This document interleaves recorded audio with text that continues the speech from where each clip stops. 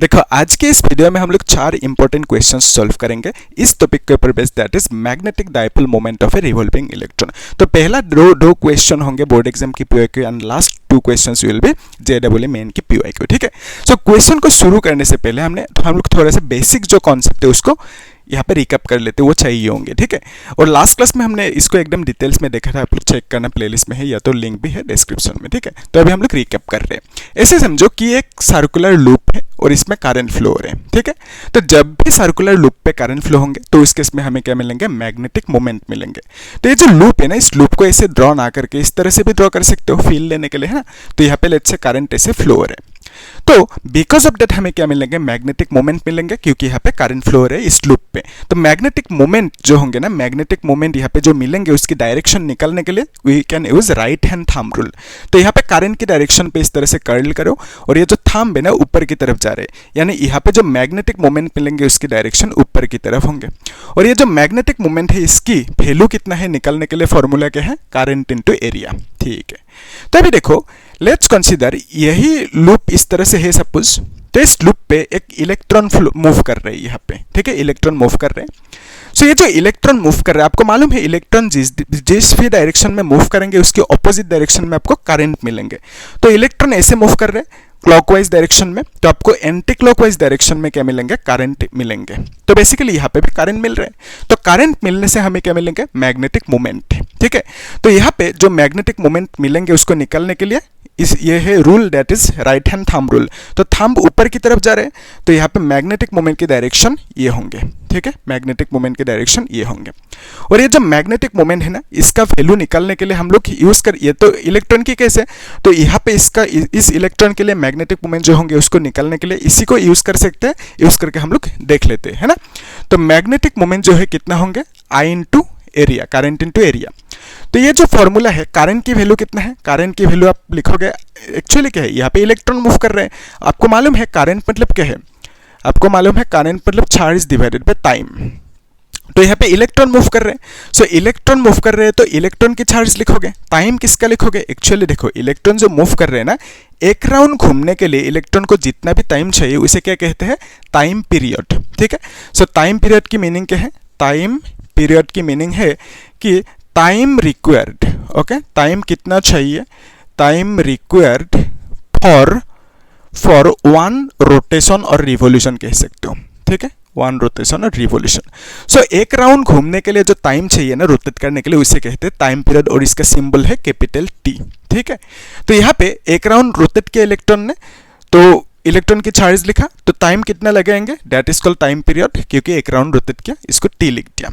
अभी ध्यान से देखो, ये जो है ना आई की जगह पे ई बाई टी लिख सकते हो, और एरिया मतलब क्या है, इस लूप की एरिया। सो इस लूप की एरिया क्या होंगे, this is a circular loop, तो सर्कुलर लूप की एरिया क्या होंगे, पाई आर स्क्वायर। ठीक है, तो यहाँ पे क्या लिखोगे, पाई आर स्क्वायर लिखोगे। अभी देखो एक कॉन्सेप्ट, ये जो इलेक्ट्रॉन है ना, ये इलेक्ट्रॉन मूव कर रहे हैं, तो इसके पास कुछ वेलोसिटी भी होंगे ना टेंजेंशियल डायरेक्शन में। ठीक है, तो बेसिकली वेलोसिटी होंगे क्योंकि रोटेट कर रहे हैं, या तो स्पीड कह सकते हो। और इसका इस सर्कल के एक रेडियस भी होंगे, रेडियस को आर कह दिया। ठीक है, सो आपको एक फॉर्मूला मालूम है कि ये जो स्पीड है ना, ये जो स्पीड है और वेलोसिटी है, this is nothing but distance by time. ये तो आपको मालूम है, distance by time speed is equal है ना। तो यहाँ पे डिस्टेंस कितना ट्रेवल किया इलेक्ट्रॉन ने, यहाँ से यहाँ तक एक राउंड लगाया, एक राउंड में जो डिस्टेंस ट्रेवल किया that is nothing but circumference. Circumference की फॉर्मूला क्या है, ट्वाइस पायर। ठीक है, तो यहाँ पे आप डिस्टेंस की जगह पे क्या लिखोगे, ट्वाइस पायर लिखोगे, क्योंकि एक राउंड रोटेट किया। एक राउंड मतलब ये जो बाउंड्री है ना, बाउंड्री को क्या कहते हैं, सर्कमफेरेंस। तो सर्कमफेरेंस और बाउंड्री जो इलेक्ट्रॉन ने ट्रेवल किया that is nothing but twice pi r. ठीक है, तो यहाँ पे डिस्टेंस की जगह पे हम लिख सकते हैं ट्वाइस पाई आर, और यहाँ पे टाइम कितना लगाएंगे, ट्वाइस पायर मतलब एक राउंड रोटेट किया, एक राउंड रोटेट करने के लिए जो टाइम चाहिए that is called capital T, time period. तो यहाँ पे टाइम पीरियड लिख दो, और इस टाइम पीरियड को क्रॉस मल्टीप्लाई करोगे तो आपको क्या मिलेंगे, twice pi are divided by phi मिलेंगे। ठीक है, सो यहाँ पे टाइम पीरियड की फॉर्मूला ये मिला, और इसी टाइम पीरियड की फॉर्मूला को यहाँ पे बिठा देते हैं, तो हमें क्या मिलेंगे, टी की value twice pi are divided by phi into pi r square मिलेंगे।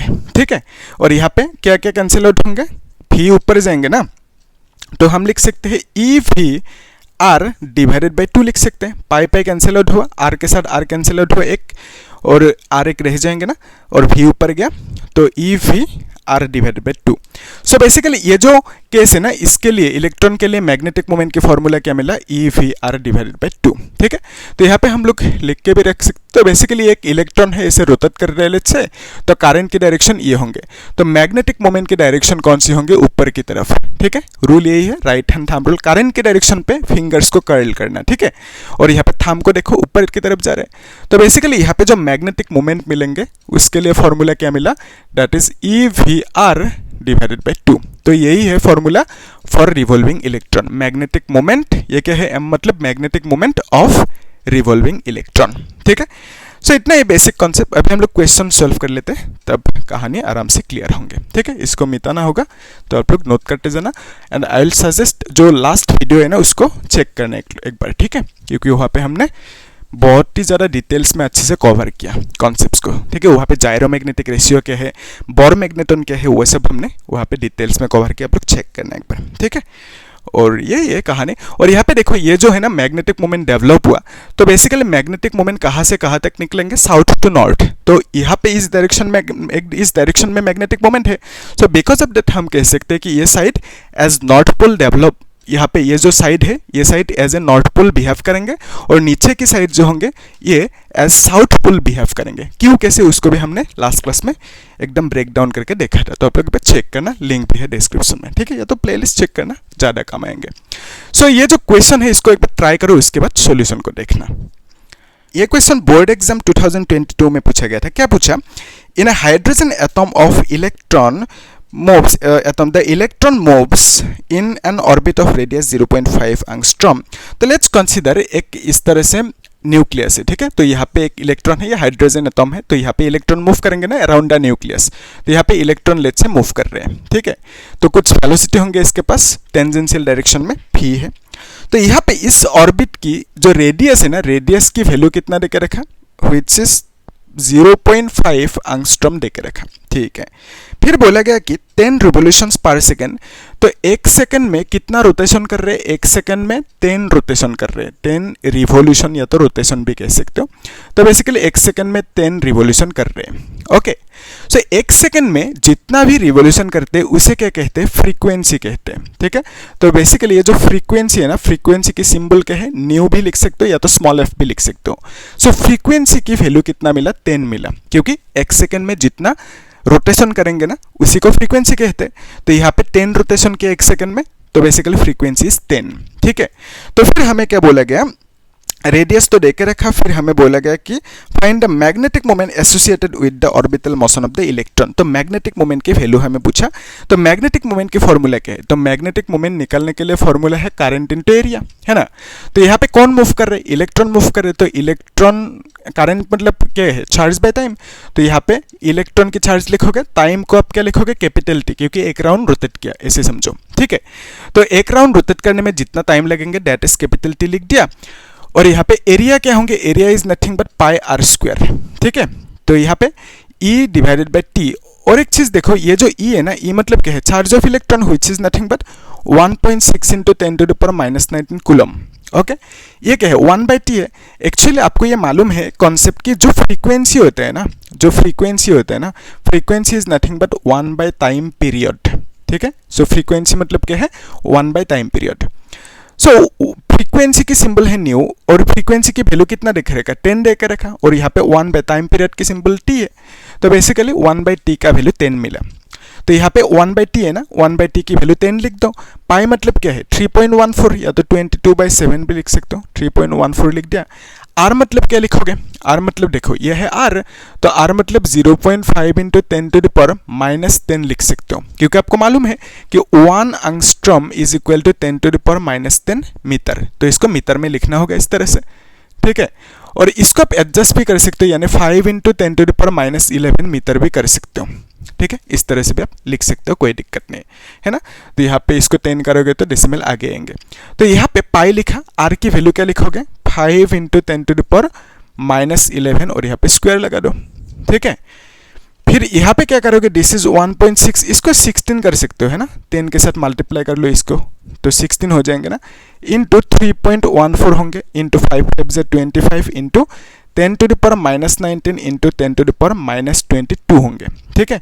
और इसको 11 इंटू 11 मतलब 11 स्क्वायर नहीं करना, 11 स्क्वायर 121 नहीं लिखना, तो 11 से 2 मल्टीप्लाई होंगे 22 होंगे। सो इसको आप मल्टीप्लाई कर सकते हो, करने के बाद कुछ आंसर आएंगे, that is nothing but 1.25 into 10 to the power -38 और एम्पियर मीटर स्क्वायर लिखना। तो ये जो मैग्नेटिक मोमेंट है ना, इसका यूनिट क्या है, एम्पियर मीटर स्क्वायर। क्यों? क्योंकि मैग्नेटिक मोमेंट बराबर करंट इनटू एरिया, तो करंट की यूनिट है एम्पियर, एरिया की यूनिट क्या है, मीटर स्क्वायर। तो मैग्नेटिक मोमेंट का यूनिट भी क्या होंगे, एम्पियर मीटर स्क्वायर। तो आंसर कितना आएंगे, 1.25 into 10 to the power -38 ampere metre square, इतना ही है, ठीक है। सो यह तक तो हो गया। अभी जो नेक्स्ट क्वेश्चन है ना, उसे सॉल्व करते हैं, वो भी आसान ही है। और लास्ट 2 क्वेश्चन जो है ना JEE की, उसको अच्छे से देखना। अभी इसको ट्राई कर सकते हो आप लोग, इजी है, एक बार ट्राई करो, उसके बाद सॉल्यूशन को देखना, ठीक है। सो क्या पूछा इस क्वेश्चन में, ये क्वेश्चन 2018 में पूछा गया था। An electron moves around the nucleus in hydrogen atom. Okay, so एक हाइड्रोजन एटॉम है लेट्स से, और यहाँ पे इलेक्ट्रॉन ऐसे रोटेट कर रहे हैं, ठीक है, ये इलेक्ट्रॉन रोटेट कर रहे हैं। फिर क्या बोलेगा, इसका जो रेडियस होंगे ना, तो रेडियस की वैल्यू देकर रखा 0.51 एंगस्ट्रॉम, ठीक है, रेडियस की वैल्यू देकर रखा 0.51 एंगस्ट्रॉम। सो इसको आप क्या लिखोगे, 0.51 इंटू एंगस्ट्रॉम मतलब 10 टू द पावर -10 मीटर में लिखोगे इस तरह से, ठीक है। और इसको आप एडजस्ट करके 51 इंटू 10 टू द पावर -12 भी लिख सकते हो, ठीक है। तो यहाँ पे इसको 10 करोगे तो डेसिमल यहाँ पे आ जाएंगे, ठीक है, आर की वैल्यू मिल चुका। फिर हमें क्या बोला गया, विथ ए वेलोसिटी ऑफ, सो ये जो इलेक्ट्रॉन है ना, ऐसे मूव कर रहे हैं, टेंजेंशियल वेलोसिटी होंगे, ऐसे मूव कर रहे हैं, तो वेलोसिटी के डायरेक्शन टेंजेंशियल होंगे। और वेलोसिटी की वैल्यू कितना देकर रखा, 2 into 10 to the power 6 metre पर सेकेंड, ओके, इतना सा दे के रखा। फिर हमें बोला गया, calculate the following the equivalent current due to orbital motion of electron. तो यहाँ पे इक्विवेलेंट करंट यानी करंट की वैल्यू कितना होंगे पूछा। करंट मतलब क्या है, चार्ज बाय टाइम, है ना, इस तरह से लिख दो। सो चार्ज की वैल्यू क्या लिखोगे, ई लिखोगे, क्योंकि इलेक्ट्रॉन मूव कर रहे हैं। टाइम की वैल्यू कैपिटल टी लिख दो, ठीक है। सो आपको मालूम है velocity is nothing but distance by time, अभी भी जो देखा था, है ना। सो डिस्टेंस कितना ट्रेवल किया इलेक्ट्रॉन ने, एक राउंड मतलब ट्वाइस पाई आर ट्रेवल किया। So twice pi are divided by time period T लिख दो। तो यहाँ पे T is equal to twice pi are divided by v लिख सकते हो, ठीक है। सो यहाँ पे टी की जगह पे क्या लिख सकते हो, twice pi are divided by V, यानी you can write E V divided by twice pi R, ठीक है। सो ई मतलब क्या है, charge of electron which is 1.6 into 10 to the power -19 coulomb. V मतलब velocity which is 2 into 10 to the power 6 divided by 2, pi मतलब क्या है, 22/7 लिख दो, ओके, पाई मतलब 22/7 लिख दो। आर मतलब रेडियस व्हिच इज कितना, 51, yes 51 into 10 to the power -12, इतना सा है। सो इसको आप मॉडिफाई कर सकते हो, 1.6 है इंटू 2 है, 2 के साथ 2 को कैंसिल आउट कर दो, है ना। तो फिर यहाँ पे इसको आप एडजस्ट कर सकते हो ना, बाद में करेंगे। तो बेसिकली 7 को ऊपर लेके जाओ इंटू 10 टू द पावर, ये -19 है, ये ऊपर जाएंगे तो it will become 10 to the power 18, ठीक है। ये +12 होंगे ना, तो +12 एंड +6 इज 18, और यहाँ पे 19 है। और यहाँ पे क्या लिखोगे, 22 इंटू 51 लिख दो, ठीक है। तो अभी इसको मल्टीप्लाई करने के बाद कुछ आंसर आएंगे, ये सब आप लोग कर लेना, मैं यहाँ पे देख के लिख देता हूँ। आंसर आएंगे 10 to the power -4, okay, 10 to the power -4 इतना सा आना चाहिए, चेक करना आप लोग, ठीक है। तो बेसिकली करंट की वैल्यू पूछा था, इतना मिला, और करंट की यूनिट क्या है, एम्पियर, तो यहाँ पे एम्पियर लिख दो, ठीक है। सो करंट की वैल्यू पूछा था, हमें कितना मिल गया, यस 7 इंटू, तो हमें करंट की वैल्यू मिल गया, that is 10 to the power -4 ampere. I think यहाँ पे 10 टू द पावर -3 आना चाहिए, आप लोग चेक करना, ठीक है, अच्छे से कैलकुलेट करके चेक करना, ठीक है। बाकी प्रोसेस इजी है, प्रोसेस कर सकते हो, मतलब जो कॉन्सेप्ट लगाया हमने दैट इज इजी, कैलकुलेशन को आप लोग चेक करना, बाकी हो जाएगा, ठीक है। सो यहाँ पे और एक क्वेश्चन पूछा, 2 क्वेश्चन पूछा ना, second and third. Second question में क्या पूछा कि नंबर 2 क्वेश्चन में ये आप कर सकते हो, आपको पूछा the magnetic field produced at the centre of nucleus, okay. So basically centre पे यहाँ पे इलेक्ट्रॉन मूव कर रहे हैं, तो इलेक्ट्रॉन मूव कर रहे हैं मतलब करंट भी फ्लो होंगे। आपको ये चीज़ मालूम है कि ये जो हमने डिराइव किया था ना 4th नंबर चैप्टर पे, ये एक लूप है, यहाँ पे करंट फ्लो रिलेट से, तो बिकॉज ऑफ दैट हमें एक्सिस पे मैग्नेटिक फील्ड मिलेंगे, है ना, उसके लिए एक फॉर्मूला था। फिर सेंटर पे भी एक मैग्नेटिक फील्ड मिलेंगे, उसके लिए भी एक फॉर्मूला है ना। तो यहाँ पे आपको क्या पूछा कि यहाँ पे करंट फ्लो है, तो यहाँ पे सेंटर पे मैग्नेटिक फील्ड कितना होंगे ये निकलने दिया, ठीक है, ये नहीं निकलने दिया, मतलब सेंटर पे कितना होंगे मैग्नेटिक फील्ड, है ना। इस लूप की सेंटर मतलब न्यूक्लियस, तो ये सेंटर मतलब न्यूक्लियस, तो न्यूक्लियस पे सेंटर पे कितना होंगे मैग्नेटिक फील्ड, उसे फाइंड आउट करने दिए, इसे आप कर सकते हो, ठीक है। फॉर्मूला लगा देना, हमने डिराइव भी किया था ना फॉर्मूला, सेंटर पे कितना होंगे, तो लगा देना फॉर्मूला, 4th चैप्टर में किया था। सो यहाँ पे यहाँ तक तो हो गया। नंबर 3 क्वेश्चन जो है ना, नंबर 3 क्वेश्चन में क्या पूछा आपको कि जो मैग्नेटिक मोमेंट है उसका वैल्यू निकलने दिया। मैग्नेटिक मोमेंट की फॉर्मूला क्या है, करंट इनटू एरिया, है ना, वही पूछा आपको, magnetic moment associated with the electron. So magnetic moment की वैल्यू है current into area, okay formula. So current की वैल्यू कितना मिला, 10⁻⁴ इंटू एरिया की वैल्यू क्या है, that is area is nothing but pi r square. तो यहाँ पे क्या लिखोगे, area is pi r square लिख दो, ठीक है, एरिया मतलब पाई आर स्क्वायर। सो पाई की वैल्यू लिख दो 3.14, या तो 22/7 भी लिख सकते हो, है ना, 22/7 भी लिख सकते हो। फिर आर मतलब क्या लिखोगे, आर मतलब आप लिखोगे विच इज 51 इंटू 10⁻⁻12 और यहाँ पे स्क्वायर लिख दो, ठीक है। आर की वैल्यू लिख दिया 51 इंटू 10⁻⁻12 और यहाँ पे स्क्वायर, इजी। तो अभी इसको कैलकुलेट कर सकते हो आप लोग करना, ठीक है। 22 इंटू 51 को 2 बार लिखो, फिर नीचे होंगे 7 और यहाँ पे क्या लिखोगे 10⁻⁻4 इंटू 10⁻, इसको आप स्क्वायर नहीं करना, मतलब 12 इंटू 12 144 नहीं लिखना, अब क्या करना 12 to 24 लिखना, ठीक है, मल्टीप्लाई होता है पावर ऑफ पावर। तो बेसिकली क्या लिखेंगे आप यहाँ पे 22/7 51 इंटू 51, फिर यहाँ पे 10⁻⁻24 और यहाँ पे -4, ठीक है। तो इसको जब आप मल्टीप्लाई करोगे, डिवाइड करोगे, कुछ आंसर आएंगे कितना 8.16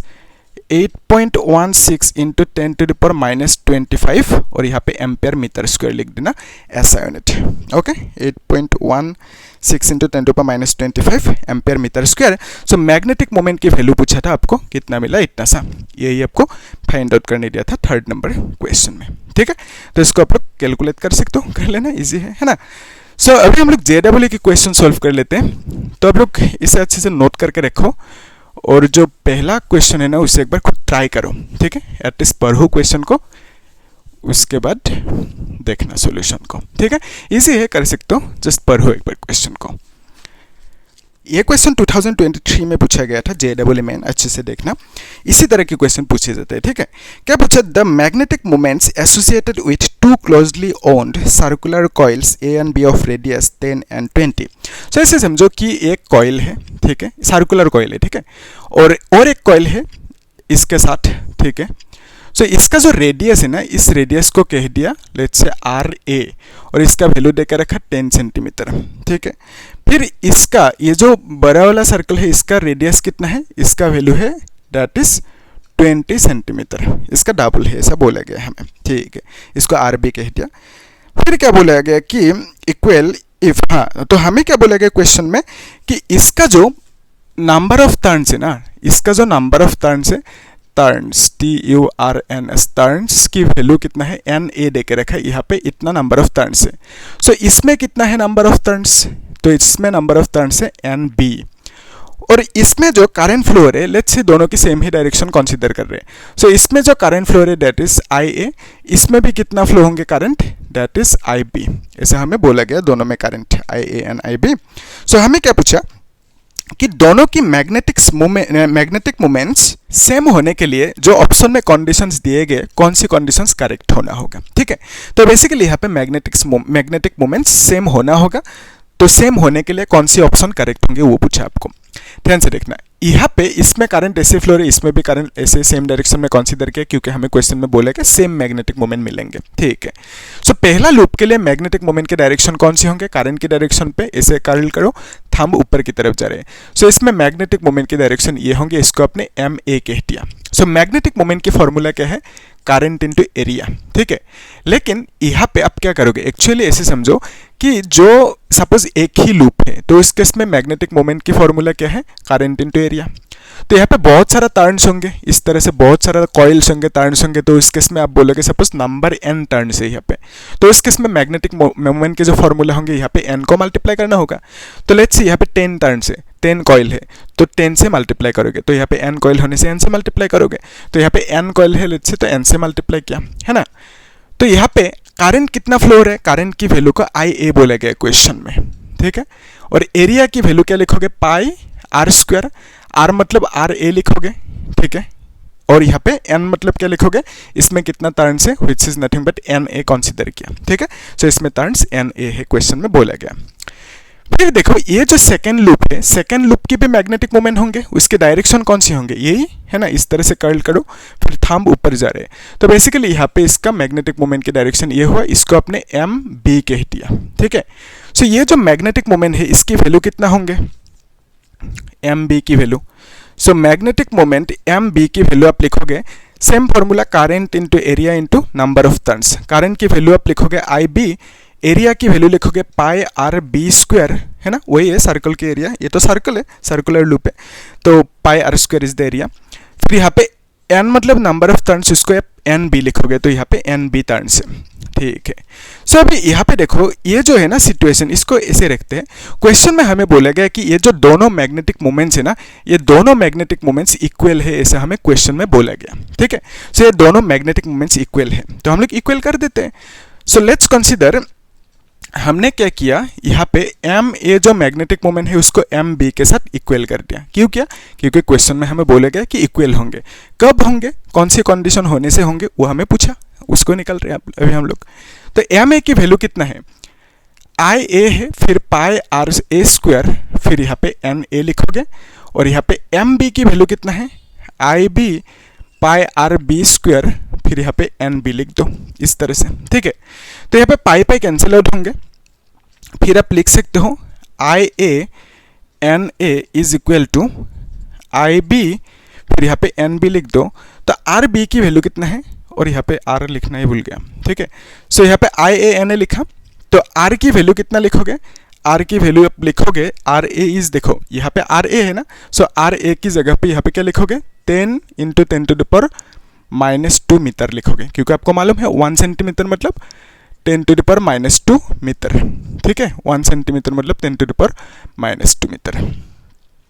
तो इसको आप एडजस्ट करके ऐसे भी लिख सकते हो, 1 × 10⁻⁻1 इस तरह से भी लिख सकते हो, डेसिमल को एडजस्ट कर दिया। सिमिलरली ये क्या है, RB की वैल्यू 20 है ना, तो यहाँ पे RB की वैल्यू क्या लिखोगे, 20 × 10⁻² मीटर लिखोगे, तो इसको आप 2 × 10⁻1 मीटर भी ऐसे लिख सकते हो, ठीक है। तो यहाँ पे RA की वैल्यू आप लिखोगे 10⁻1 स्क्वायर, IB फिर यहाँ पे NB इंटू क्या लिखोगे, 2 × 10⁻1 मीटर स्क्वायर, ठीक है। RB का वैल्यू इतना सा लिख दिया, इसे कर सकते हो, है ना। तो अभी देखो इसको आप क्या लिख सकते हो, this is nothing but IA NA, और यहाँ पे 10⁻² is equal to IB NB into 2 to the 4 into 10⁻², तो 10⁻² कैंसिल आउट होंगे, तो आप लिख सकते हो this is equal to NAIA is equal to 4 into NBIB, ऐसे आप लिख सकते हो, ठीक है, इस तरह से। सो आप ऐसा कह सकते हो, यही होंगे करेक्ट आंसर मतलब, ठीक है। सो आप ऐसा कह सकते हो कि जब ये इसके साथ इक्वल होंगे, जब ये कंडीशन फुलफिल होंगे, तो इस केस में दोनों की मैग्नेटिक मोमेंट्स इक्वल होंगे, ठीक है। क्वेश्चन में आपको वही पूछा कि दोनों की मैग्नेटिक मोमेंट इक्वल है, लेकिन कब है वो पूछा, तो आप बोलोगे कि जब ऐसा होंगे सिचुएशन, तो उस केस में आप बोलोगे कि दोनों के मैग्नेटिक मोमेंट्स इक्वल है, ठीक है। इतना ही कॉन्सेप्ट इजी है। सो अभी जो नेक्स्ट क्वेश्चन है ना, उसे सॉल्व कर लेते हैं। तो आप लोग इसे अच्छे से नोट करके रखो, है ना, सो इसको मिटाना होगा। तो नेक्स्ट जो क्वेश्चन है उसे एक बार खुद ट्राई करो, उसके बाद देखना सॉल्यूशन को, ठीक है, ट्राई करो। ये क्वेश्चन 2022 में पूछा गया था, JEE में, अच्छे से देखना। क्या पूछा, 2 concentric circular loops of radii r1 equal to 30 and r2 is equal to 50 are placed in xy plane। Okay, तो आपको ये मालूम है x एक्सिस y एक्सिस है ना, तो इस तरह से ये मालूम है आपको। तो let's say this is x axis, this is y axis, okay. So this is let's say y axis and this is z axis. तो x एक्सिस मतलब क्या है, आपको मालूम है i कैप, और इसको आप क्या बोलोगे, y एक्सिस मतलब j कैप, z एक्सिस मतलब क्या है k कैप, ऐसा आप बोल सकते हो, ठीक है। तो अगर नीचे आओगे तो क्या बोलोगे आप, this is minus k cap यानी माइनस z एक्सिस। तो आपको क्या बोला गया इसमें कि दो कॉन्सेंट्रिक सर्कल है, तो ये दोनों सर्कल इस तरह से, ठीक है, ये एक सर्कल है, अनदर इज दिस वन, सो दोनों के सेंटर सेम है। सो इसका जो रेडियस है, रेडियस को हम क्या कह दिया R1, ओके, और इसमें जो करंट फ्लो है उसकी डायरेक्शन ये है एंटी क्लॉकवाइज, और इसमें करंट फ्लो है क्लॉकवाइज, आई करंट फ्लो है, ठीक है, और यहाँ पे इसका जो रेडियस है दैट इज R2 गिवन है। तो R1 की वैल्यू आपको कितना देके रखा, R1 इज 30 सेंटीमीटर देके रखा, इसको आप मीटर में लिखोगे, 30 × 10⁻² मीटर होंगे, और इसको आप 3 × 10⁻1 मीटर भी लिख सकते हो। सिमिलरली R2 का वैल्यू आपको देकर रखा 50 सेंटीमीटर है ना, यस 50 सेंटीमीटर। सो आप इसको ऐसे भी लिख सकते हो ना, 50 × 10⁻² मीटर, और इसको आप 5 × 10⁻1 मीटर भी लिख सकते हो, ठीक है, इस तरह से। तो बेसिकली इस तरह से सिचुएशन देकर रखा। सो ये दोनों जो सर्कल है ना, इन दोनों को इस तरह से ड्रॉ ना करके हम लोग ऐसे भी ड्रॉ कर सकते हैं। लेट्स से ये स्मॉलर सर्कल यहाँ पे ड्रॉ कर दिया जो XY प्लेन पे है, ठीक है, और यहाँ पे करंट एंटी क्लॉकवाइज जा रहे हैं, तो यहाँ पे करंट की डायरेक्शन ये है, कितना करंट जा रहा है, दैट इज 7 एम्पियर की करंट जा रही है, हमें क्वेश्चन में बोला गया, ठीक है। फिर बोला गया कि और एक सर्कल है यहाँ पे, और एक सर्कल है यहाँ पे इस तरह से। सो इसमें जो करंट फ्लो है क्लॉकवाइज डायरेक्शन में, कितना करंट फ्लो है, सेम 7 एम्पियर की करंट फ्लो है, दोनों में वही सेम करंट बोला गया है ना। सो अभी ध्यान से देखना, यहाँ पे हमें क्या पूछा कि the net magnetic moment of this system of 2 circular loops is approximately. So total जो मैग्नेटिक मोमेंट मिलेंगे उसका वैल्यू कितना है वही आपको निकलने दिया, ठीक है। सो यहाँ पे मैग्नेटिक मोमेंट क्यों मिलेंगे, क्योंकि लूप पे करंट फ्लो है, तो इस लूप पे करंट फ्लो है, तो इस लूप को हमने सपोज नंबर 1 लूप कह दिया, इसको नंबर 2 लूप कह दिया। सो नंबर 1 लूप पे जो करंट फ्लो है बिकॉज ऑफ दैट एक मैग्नेटिक मोमेंट मिलेंगे, और नंबर 2 लूप पे भी करंट फ्लो है, बिकॉज ऑफ दैट वहाँ पे भी हमें एक मैग्नेटिक मोमेंट मिलेंगे। सो नंबर 1 लूप पे जो मैग्नेटिक मोमेंट मिलेंगे उसके डायरेक्शन कौन से होंगे, कैसे निकालोगे, ये rule right hand thumb rule. तो करंट की डायरेक्शन पे कर्ल करो, फिंगर थंब ऊपर जा रहे हैं, तो यहाँ पे मैग्नेटिक मोमेंट की डायरेक्शन ये होंगे, ये फर्स्ट मैग्नेट के लिए फर्स्ट लूप के लिए मैग्नेटिक मोमेंट की डायरेक्शन, ठीक है। सो इसका वैल्यू कितना होंगे, value is nothing but current into area, है ना। तो ऑप्शन में आपको फैक्टर फॉर्म पे देकर रखा, तो इसको आप लोग फैक्टर फॉर्म पे लिखोगे। कैसे लिखोगे, यहाँ पे एक फैक्टर लगा दो, तो यहाँ पे भी लगाना होगा। तो यहाँ पे क्या करोगे, देखो इसकी डायरेक्शन Z की तरफ है, Z मतलब क्या बोलोगे कि K कैप है, ठीक है। सो इसकी डायरेक्शन होंगे K कैप, क्योंकि ये Z की तरफ है। और इसको आप ऐसे भी लिख सकते हो ना, इसमें जो करंट फ्लो है I लेट्स से, और एरिया मतलब पाई R², R मतलब स्मॉलर सर्कल के मैग्नेटिक मोमेंट है, तो यहाँ पे R1 लिखोगे, स्मॉलर सर्कल की जो रेडियस है that is nothing but R1, ठीक है। तो यहाँ पे R1 लिखा और स्क्वायर लिख दो, और यहाँ पे K कैप लिखो, क्योंकि एरिया मतलब पाई R², ठीक है, इजी। सिमिलरली जो नंबर 2 लूप है ना, इसमें करंट ऐसे फ्लो रहे क्लॉकवाइज डायरेक्शन में, तो मैग्नेटिक मोमेंट के डायरेक्शन कैसे होंगे, तो आप ऐसे कर्ल करो, ठीक है, क्लॉकवाइज डायरेक्शन में फ्लो हो रहे हैं ना, तो मैग्नेटिक मोमेंट के डायरेक्शन होंगे थंब की डायरेक्शन, तो थंब नीचे की तरफ आ रहे हैं, ठीक है। सो ये जो लूप है ना ऐसे है, इसको यहाँ पे ऐसे समझो, ठीक है। तो करंट ऐसे फ्लो हो रहे हैं, तो थंब की डायरेक्शन नीचे होंगे, तो नंबर 2 लूप के लिए जो मैग्नेटिक मोमेंट के डायरेक्शन होंगे नीचे की तरफ। और एक चीज आपको मालूम है कि ये Z एक्सिस है ना ऊपर की तरफ, तो Z की ऑपोजिट क्या होंगे, नीचे की तरफ होंगे, Z की opposite that is nothing but -Z, और -Z मतलब क्या लिखोगे, -Z मतलब आप -K कैप लिखोगे, ठीक है, वही है, +Z मतलब +K कैप, -Z मतलब -K कैप। तो यहाँ पे नंबर 2 लूप की जो मैग्नेटिक मोमेंट के डायरेक्शन होंगे वो कौन से होंगे, नीचे की तरफ होंगे, ठीक है, उसको आपने M2 कह दिया इस तरह से। तो नंबर 2 लूप के लिए मैग्नेटिक मोमेंट के डायरेक्शन नीचे की तरफ होंगे। सो मैग्नेटिक मोमेंट मतलब क्या है, करंट इनटू एरिया, तो ऑप्शन में वही फैक्टर फॉर्म पे देकर रखा, तो इसको भी आप लोग फैक्टर फॉर्म पे लिखोगे, इस तरह से एक फैक्टर लगा दो। सो यहाँ पे डायरेक्शन कौन सी लिखोगे, M2 की डायरेक्शन नीचे की तरफ है, यानी -K कैप लिखोगे। सो यहाँ पे डायरेक्शन को -K कैप लिख दो, और इसको आप क्या लिख सकते हो, एरिया मतलब क्या लिखोगे, और इस माइनस को आगे लेके आ सकते हो ना। सो एरिया मतलब क्या लिख सकते हो, that is pi R², R मतलब नंबर 2 लूप है ना, तो नंबर 2 लूप की जो रेडियस है that is nothing but R2, तो यहाँ पे R2 स्क्वायर लिखोगे और यहाँ पे K कैप लिख दो, ठीक है। सो यहाँ पे M2 की वैल्यू कितना मिला, इतना सा मिला, इजी है यहाँ तक। सो अभी नेक्स्ट स्टेप को ध्यान से देखना, क्वेश्चन में आपको निकलने क्या दिया कि ये जो दोनों लूप है ना, दोनों की वजह से जो मैग्नेटिक मोमेंट्स मिला M1 एंड M2, दोनों के टोटल पूछा। सो ये दोनों अभी फैक्टर फॉर्म पे है ना, फैक्टर फॉर्म पे है। सो वेक्टर फॉर्म पे होने से टोटल मैग्नेटिक फील्ड को निकालने के लिए आप क्या करोगे, सिंपली दोनों को प्लस कर देना, यानी m1 प्लस m2 करना। तो हमने क्वेश्चन भी सॉल्व किया था कि कॉन्सेप्ट क्या था कि जब भी दो वेक्टर्स ऑपोजिट में होंगे टोटल कैसे निकाले जाते हैं, जो बड़ा वाला है उससे आप छोटा वाला वेक्टर को माइनस करोगे, ठीक है। तो उस केस में आपको मिलेंगे मैग्नीट्यूड।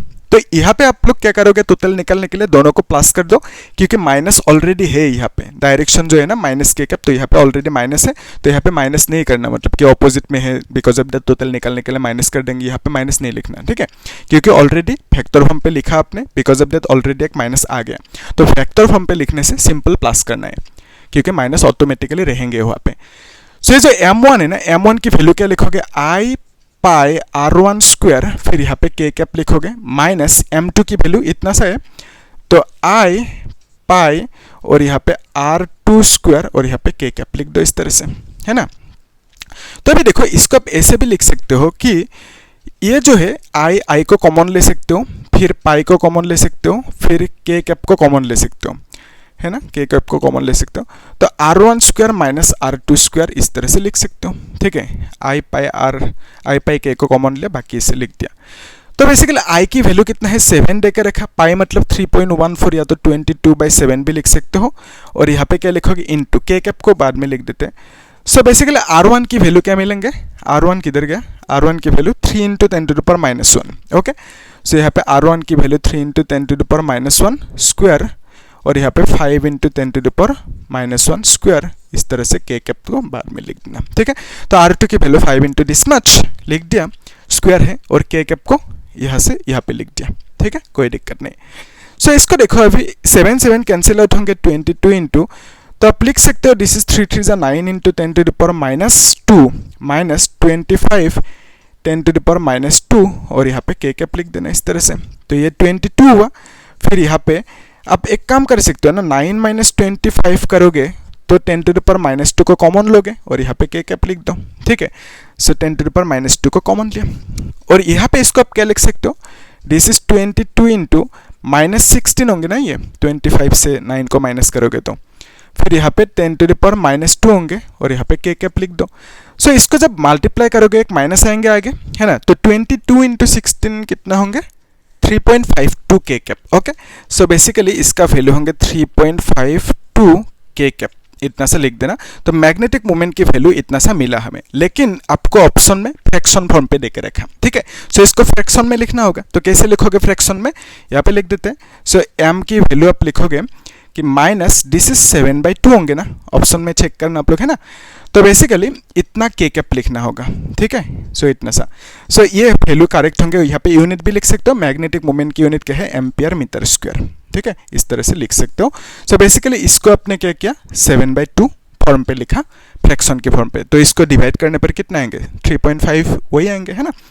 तो बेसिकली आपको पूछा था कि मैग्नेटिक मोमेंट जो टोटल ये है, total magnetic moment, net magnetic moment पे कह सकते हो। सो इसका वैल्यू पूछा था, आपको मिल गया 7/2 k कैप माइनस लिखना होगा, ठीक है। सो बेसिकली इस मैग्नेटिक मोमेंट के डायरेक्शन क्या होंगे, उसके लिए माइनस k कैप है ना, तो माइनस k कैप मतलब -z की तरफ होंगे टोटल मैग्नेटिक मोमेंट की डायरेक्शन, ठीक है। यानी m2 की जो डायरेक्शन होंगे वही होंगे टोटल मैग्नेटिक मोमेंट के डायरेक्शन। यानी आप ऐसा भी कह सकते हो कि m2 is bigger than m1, ठीक है, ऐसा आप कह सकते हो, ठीक है, क्योंकि m की जो डायरेक्शन होंगे वो m2 की तरफ होंगे, तो m2 is bigger than m1 आप ऐसे कह सकते हो, इजी है, ठीक है। सो आप लोग इसे अच्छे से नोट करके रखो। हम लोग एक काम करेंगे, नेक्स्ट क्लास में एक इंटरेस्टिंग इंपॉर्टेंट डिराइवेशन है, उसे देखेंगे। सिंपल सी डिराइवेशन है कि लेट्स से एक सोलेनॉइड है, एक सोलेनॉइड है, ठीक है, इस तरह से सोलेनॉइड है। तो सोलेनॉइड से थोड़ी सी डिस्टेंस दूरी पे यहाँ पे क्या मिलेंगे, मैग्नेटिक फील्ड मिलेंगे कुछ। फिर एक बार मैग्नेट है, तो बार मैग्नेट की वजह से ये साउथ पोल नॉर्थ पोल, तो इसकी वजह से भी यहाँ पे क्या मिलेंगे, मैग्नेटिक फील्ड मिलेंगे, जो हमने डिराइव किया था एक्सियल पॉइंट पे मैग्नेटिक फील्ड, है ना। तो बेसिकली बार मैग्नेट की वजह से यहाँ पे जो मैग्नेटिक फील्ड मिलेंगे ना, इस सोलेनॉइड की वजह से भी यहाँ पे सेम मैग्नेटिक फील्ड मिलेंगे, यानी दोनों मैग्नेटिक फील्ड इक्वल होंगे। तो बिकॉज ऑफ दैट आप ऐसा कह सकते हो कि ये जो सोलेनॉइड है ना, ये solenoid as a bar magnet behave कर रहे हैं, या तो ऐसा भी कह सकते हो ये जो बार मैग्नेट है सोलेनॉइड टाइप बिहेव कर रहे हैं। तो बेसिकली आप ऐसा सिंपल ऐसे रखो कि इस सोलेनॉइड को आप इक्विवेलेंट तो बार मैग्नेट कह सकते हो। क्यों, क्योंकि यहाँ पे इसके लिए जो फॉर्मूला मिलेंगे सेम होंगे इसके साथ, बिकॉज ऑफ दैट आप कह सकते हो कि this solenoid is behaving as a bar magnet, ठीक है, क्योंकि सेम फॉर्मूला मिलेंगे, वही हमें प्रूफ करना है, डिराइव करना है कि इसमें दोनों में जो फॉर्मूला होंगे सेम आते हैं कि नहीं, उसे प्रूफ करना है, ठीक है। तो इसे नेक्स्ट क्लास में देखेंगे और बाकी हो जाएगा, है ना। तो ज़्यादा कुछ है नहीं, टॉपिक्स इतना ही है, हम लोग देखेंगे नेक्स्ट। आप लोग प्लेलिस्ट में चेक करना, ठीक है, और क्या करना, चैनल को सब्सक्राइब करके रखना, लाइक करना और शेयर कर देना, और कुछ डाउट है तो पूछना, ठीक है, बाकी प्लेलिस्ट को एक बार चेक करना, ठीक है। Thank you.